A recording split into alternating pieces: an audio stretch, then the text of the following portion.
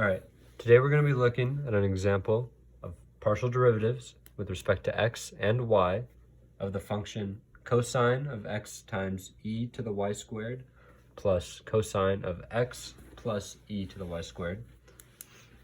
We're going to start by taking the partial derivative of our function with respect to x. All right, we look at this cosine of x times e to the y squared. Since we're taking the partial derivative with respect to x, we're going to treat all y's as constant, all right? But since we still have an x inside this cosine, we're going to need to use the chain rule here.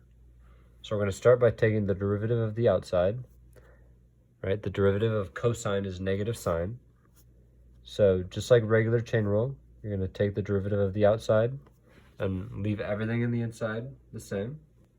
And we're going to multiply that now by the partial derivative with respect to x of x times e to the y squared. And remember, since we're treating this like a constant, if you just imagine this as a constant times x, when you take the derivative of that, the x goes away and you're just left with a constant. So this will be multiplied by e to the y squared. Next, we're going to take the partial derivative of this term, right? Just like last time, we're going to use chain rule. Take the derivative of the outside, since we have an x on the inside, right? Since we still have a function on the inside, we need to use chain rule. So we take the derivative of the outside, and now we need to take the derivative, the partial derivative with respect to x of the inside. So x will just become 1, and e to the y squared, since we're treating this as a constant, will just become 0, since the derivative of a constant is 0.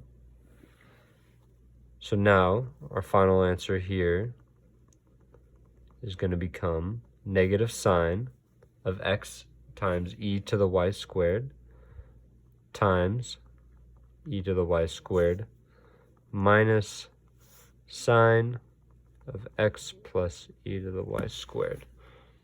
That is our partial derivative of this function right here with respect to x.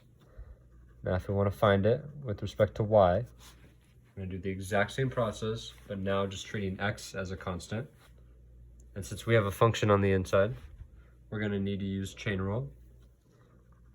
We get negative sine of everything on the inside times now the partial derivative with respect to y of this inside.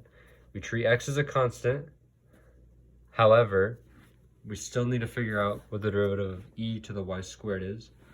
And in order to take the derivative of this, we're going to need to use chain rule again, right? If we know the derivative of y squared, what does that equal? Well, we're using chain rule since y squared is our inside function. So we're going to take the derivative of the outside.